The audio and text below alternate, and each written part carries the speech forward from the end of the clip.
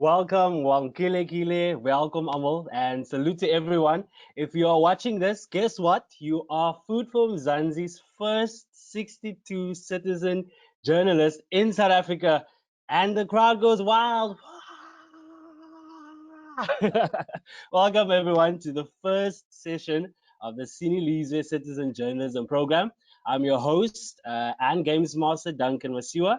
And as your host and Games Master, I am super excited because this is the first nationwide rollout of the Sinelizwi program. And guess what? You've been handpicked from close to 300 applications that came in. So if you're not excited, luister, ek is excited for you because this is a rare opportunity in which you can be trained and mentored as aspiring citizen journalists in all the 9 corners of Mzansi. We've got Eastern Cape, we've got the Western Cape, we've got KZN, we've got Limpopo, we've got the City of Gold, Gauteng, we've got the Free State, Mpumalanga, Northern Cape, and not forgetting, of course, lucky number 1 from the Northwest. Now, if you're listening to this rather, you need to know that you are really one of the chosen ones. And in this program, you will be gaining and personal development of learning new skills, and you will also be rewarded financially for outstanding work submitted. How crazy is that? Yes, and not only that is a course for free, but you will also get paid for it, for work that is deemed good enough to be published on Food from Mzansi. Well, a lot of you are still wondering how all of this works. I've been seeing those WhatsApp messages coming through. A lot of you guys are asking questions. How does Sinelizwi exactly work? Well, we'll get into the nitty-gritties a bit later. But first of all, I've got Ivor Price with us. He is the author. He's the author and co-founder of Food for Mzansi, and he'll be welcoming you today. Ivor, over to you. Thank you, Duncan, and good day to all 62 Sinelizwi participants.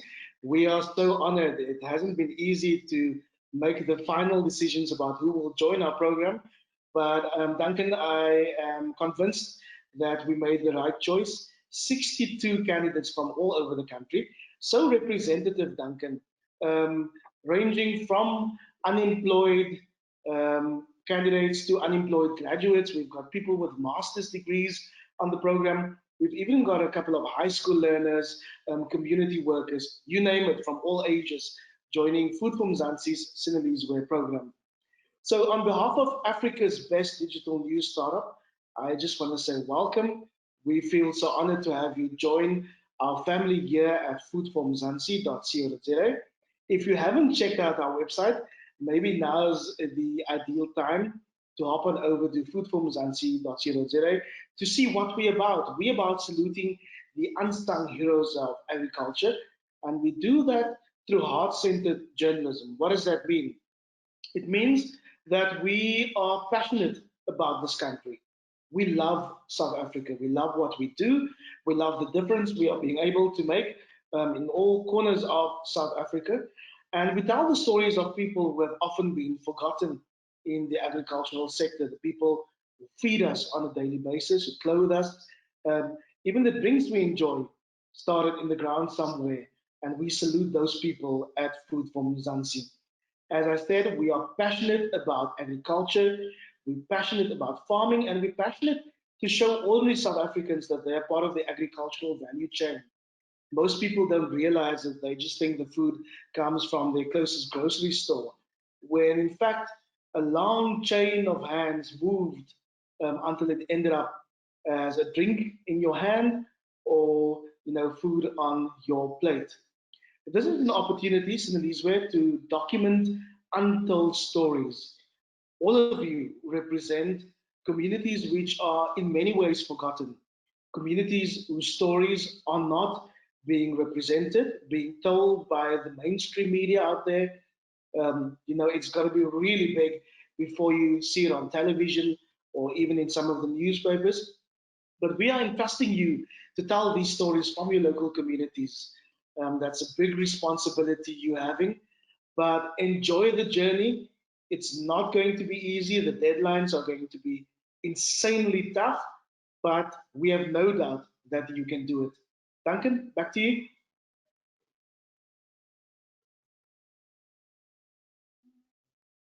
Thank you, Ivor. That's, of course, Ivor Price, author and co-founder of Food For Mzansi. I now want to introduce you to a gentleman, Lukhanyo Calata. He is one of South Africa's most well-known South African television, rather, journalists, having worked as a parliamentary reporter for both the SABC and eNCA. 31 years after his father was killed by the apartheid police as part of the Craddock Four, Lukhanyo was one of the journalists who defied Hlaudi Motsoeneng's reign of censorship at the public broadcaster, and he wrote an open letter that declared, "My father didn't die for this." That is the title of his book, which is an inspiring journey into the history of a remarkable family that traces the struggle against apartheid. He joins us now here for Sinelizwi. Lukhanyo, welcome. Hello, everybody. Thank you to Ivor and the rest of the crew for inviting me and for affording me this platform to talk to you guys today about journalism and what it is that we do in our craft. My name is Lukhanyo Calata. I've worked as a broadcast journalist now for about 18 years. Now, broadcast journalist is somebody who works either in radio or in television. Now, I've had the good fortune in my career to have worked in both radio and in television. When I was a child, I knew that I wanted to become a journalist. I never wanted to become a doctor or a lawyer or any of those things. For me, it was about journalism. And I knew that I wanted to become a journalist after a group of filmmakers came to our house in Lingelihle in Craddock. And they had come to make a film about me and my family. And for those of you who may not know, my father, Fort Calata, was a political activist who was assassinated by agents of the apartheid government in June 1985. He was killed alongside his colleagues Matthew Goniwe, Sparom Konto, and Ustelom Mhlauli. And they became known as the Craddock Four. Now, growing up, there were always a lot of journalists and people who were interested in telling my family's story. So I knew that there was something about these big cameras and the microphones and all of those things that I was really attracted to, and for me, I wanted to do that. But as I was growing up with that idea that I knew that I wanted to become a journalist, we watched a lot of news at our house. So I learned then so this is what a news story should look like. This is what it should sound like. So watched a lot of news, listened to a lot of radio to try and understand how this thing works. But I was fortunate in the sense that I can tell stories. I understand that a story has a beginning, has a middle, and has an end. Now, and that's a crucial aspect of being a journalist. Secondly, you have to know why it is that you are telling the story that you're telling. Lots of people tell many different stories, but sometimes people don't know why they're telling the stories. Thirdly, to whom are you telling that story? And what is it that you want them to feel after they've either read your story, heard your story, or seen your story? Because that's one of the key aspects about being a journalist. You want to leave an impression. You want someone to think about what they've just read, or what they've just heard, or what they've just seen. You want them to feel, because once somebody feels something, they are then inclined to act and do something. And people can do that through a well-crafted story. Journalism is also about activism, because as the journalist, as the writer, you have the ability to impact how people respond. You are in a position to help people make a decision for their lives, for their communities, for their families. And I think that that's a very important aspect of it. You got to be brave. I think one of the things that I learned from one of my colleagues, her name was Suna Venter.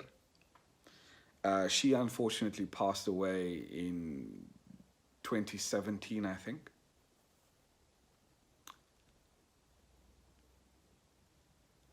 And Suna and I were part of a group called the SABC 8. We were fired by Hlaudi Mtsweneng, who was then running the SABC. He had fired us because we had taken a decision that what he was telling us, he was telling us not to report on stories affecting our communities. And we just couldn't agree with that. So he decided to fire us.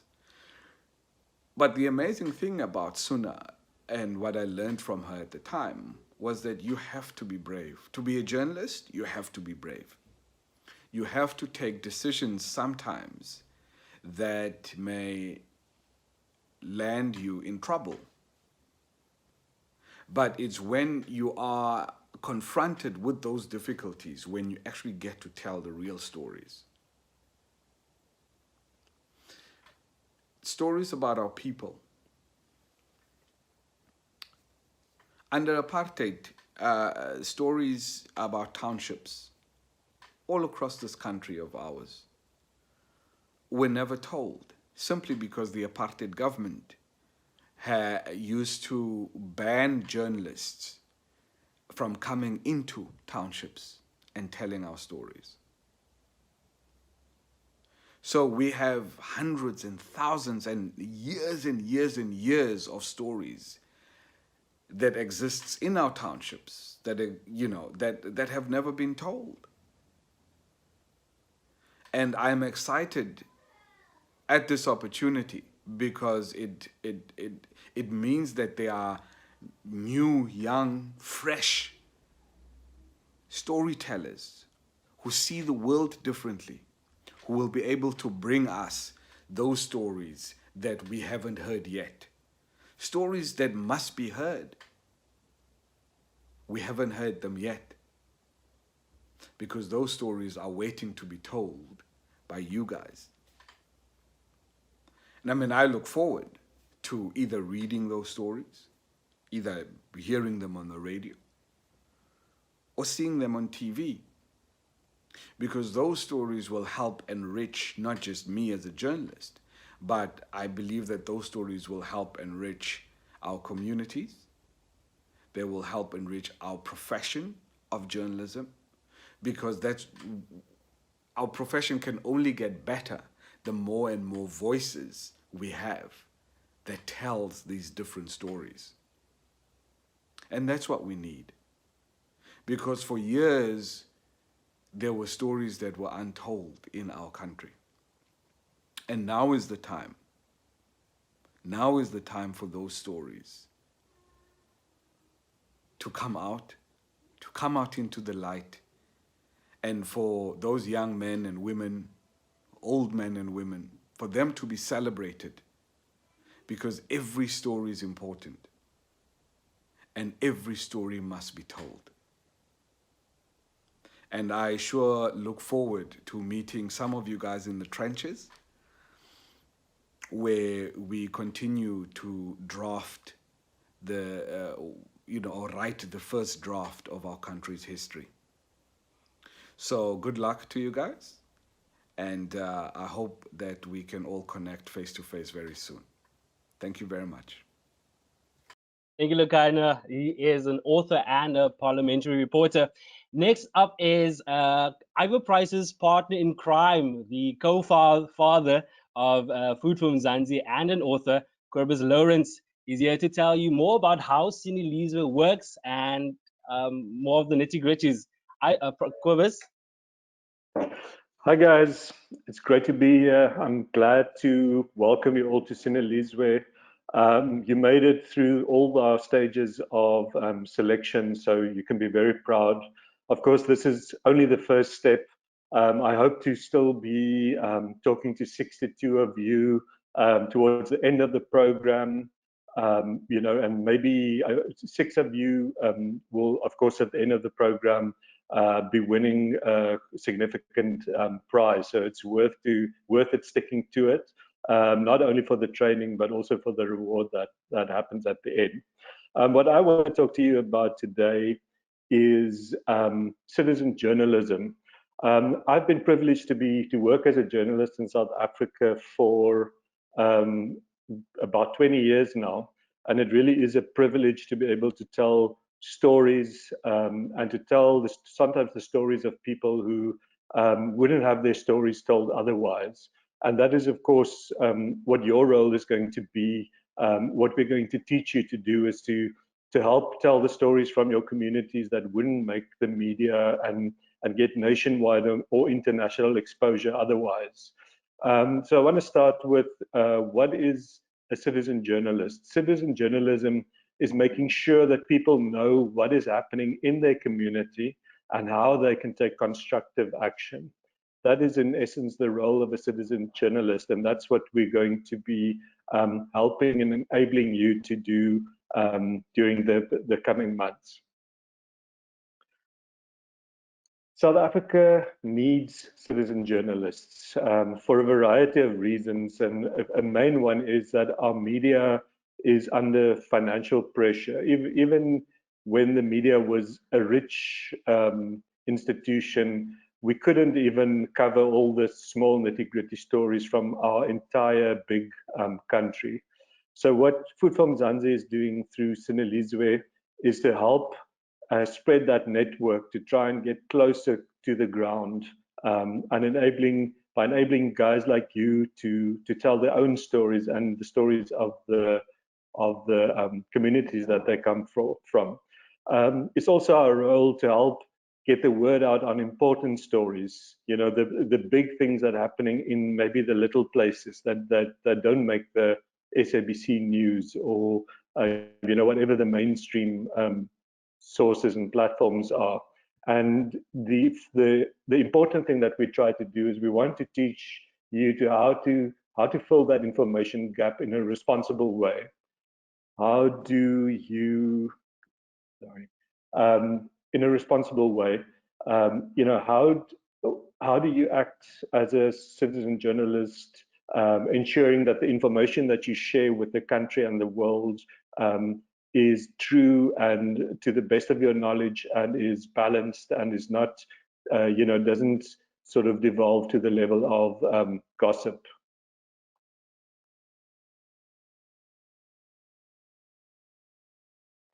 Why are we doing this? That slide says those who tell the stories rule society. That's something that Plato said. We believe very firmly that the media is a cornerstone of democracy. A big part of what we're trying to do at Food For Mzansi is to represent people who are otherwise unrepresented, to help them tell their stories, to let them put their issues on the national agenda. And for the way that democracy works is the citizens need to be informed. They need reliable and credible information to be able to participate, to make constructive decisions. We're all talking about taking up space, but you can't really take up space if you don't have reliable and credible information. And that is what we're going to enable you to help generate from your communities. Okay, so the most important question I would want to teach the Sinelizwi citizen journalists is to ask the question, says who? Because that's how you determine whether information that you maybe read on WhatsApp or in media is actually true and reliable information. We must be very careful of the sources of information that we trust. Through Sinelizwi, we will be teaching you how to think more critically, how to judge the sources that we hear things from, and then eventually, I think the habit that I would love you guys to grow is to think twice about what you hear, what people tell you, and then think one more time. So best of luck. I hope you enjoy this process. I hope you have fun with Duncan as your games master. As I said before, I hope at the end of, I think, January, I'm still speaking to 62 candidates that all stayed the course and that learned a hell of a lot about citizen journalism. Thank you, Duncan.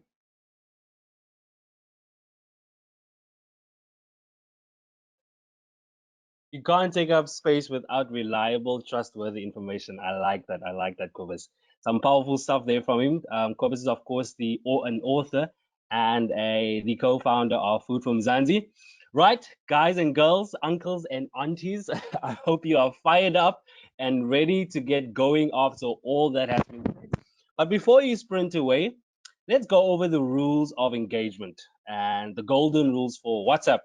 Now, you've recently been added to a WhatsApp group and already we started engaging on it. Some of you asked some questions. So I just want to go through over some of the rules of engagement of the Sinelizwi Citizen Journalism Program. Right. So as a Sinelizwi candidate, you agree that you will complete all the assignments honestly and on the deadlines provided. You also agree that you will attend check-ins on the agreed upon dates and times as set as by the games master, which is me. You also you will not submit Sinelizwi assignments to any other publication, that is news, newspapers, magazines, or any other online publications that are out there.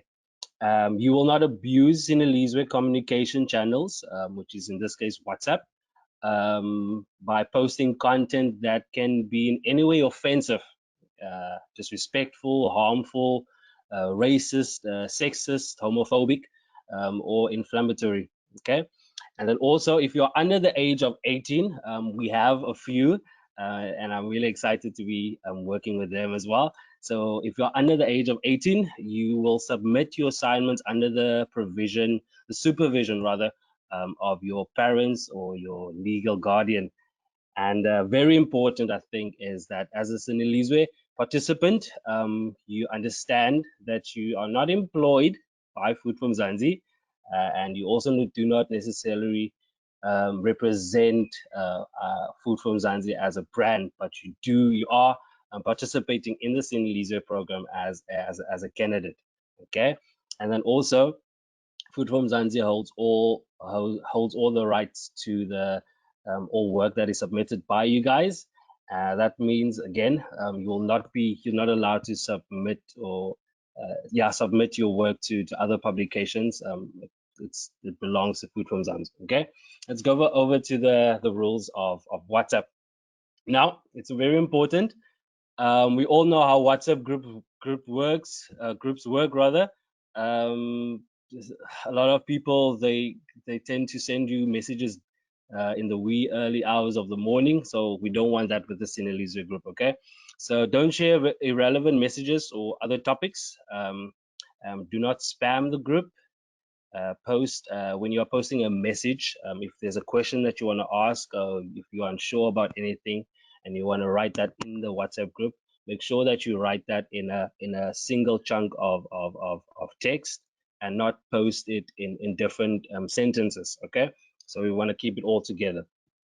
Also, do not have one-on-one conversations with each other in the group. If you want to have conversations with each other, rather do it directly. A lot of you guys, like Eastern Cape group, you guys are quite big. So if you want to perhaps find out something from someone in your area, rather do it chat with them personally as opposed to sending it over the group. Okay.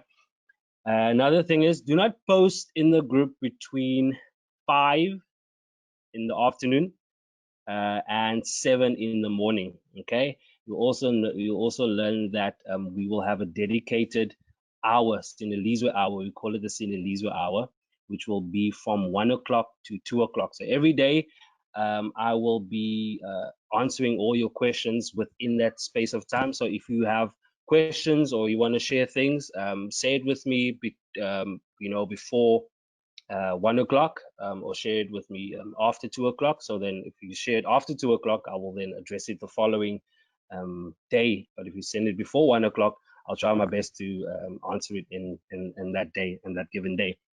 Right.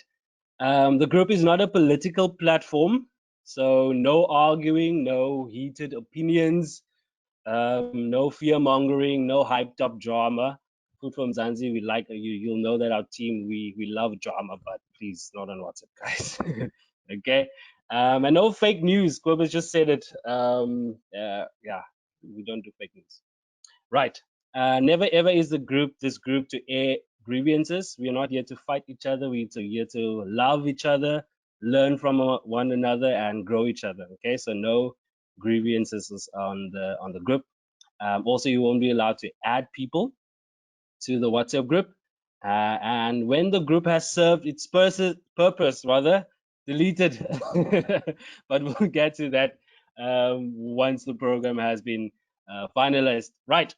So, as said, we've covered everything in terms of what Sinelizwi is, how it works. You've met the co-founders, Ivor and Kobus Louwrens, and then of course you've also met Lukhanyo Calata.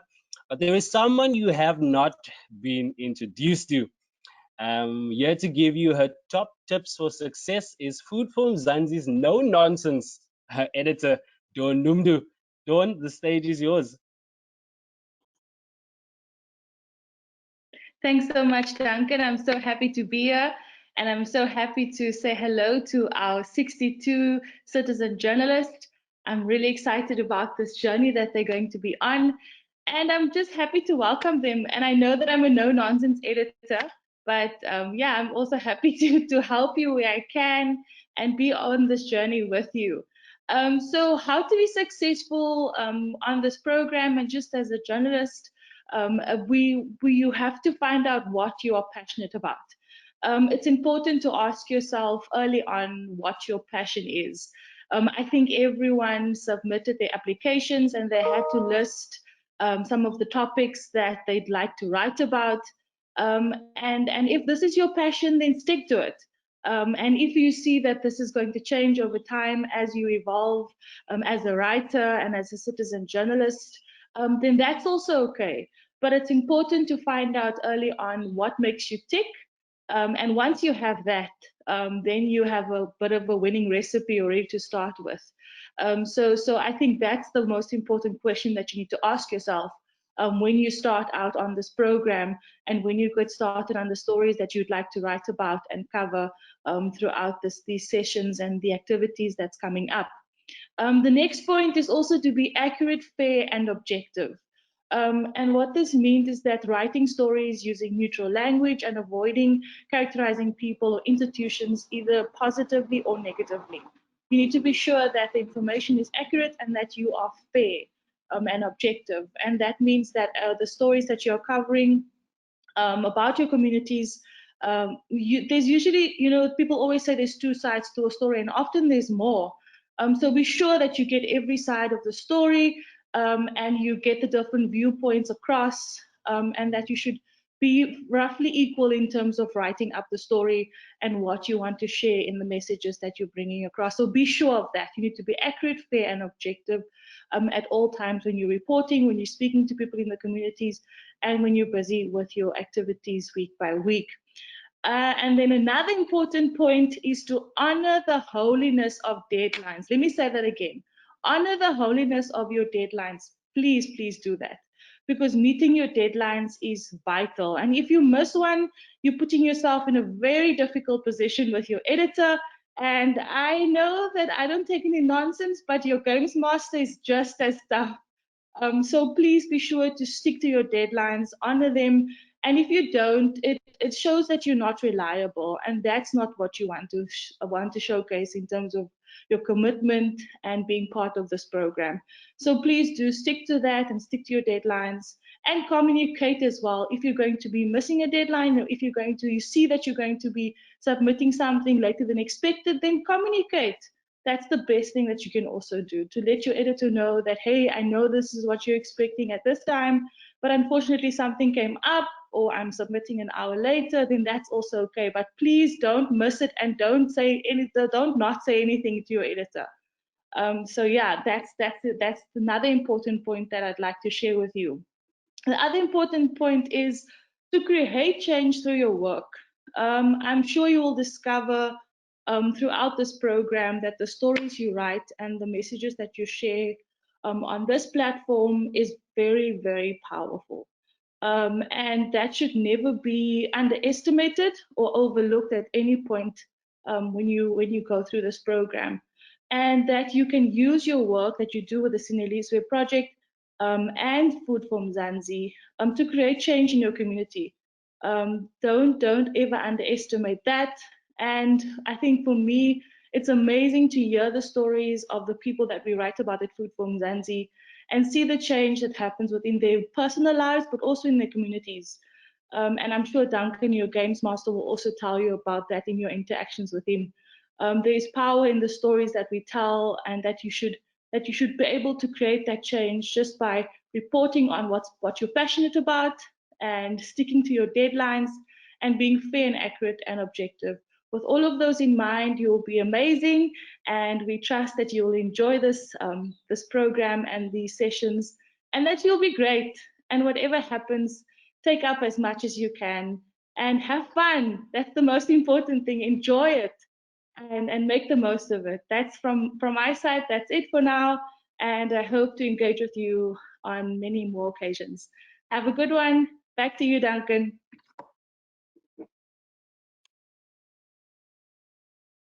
Yeah, takeaway message there is honor the holiness of deadlines and have fun. Thank you, Dawn. That was the editor, the no nonsense editor of Food for Mzansi. Right, aspiring journals, we are drawing closer to the end of this session, of our first session, and you've already been well acquainted with the program, how it works.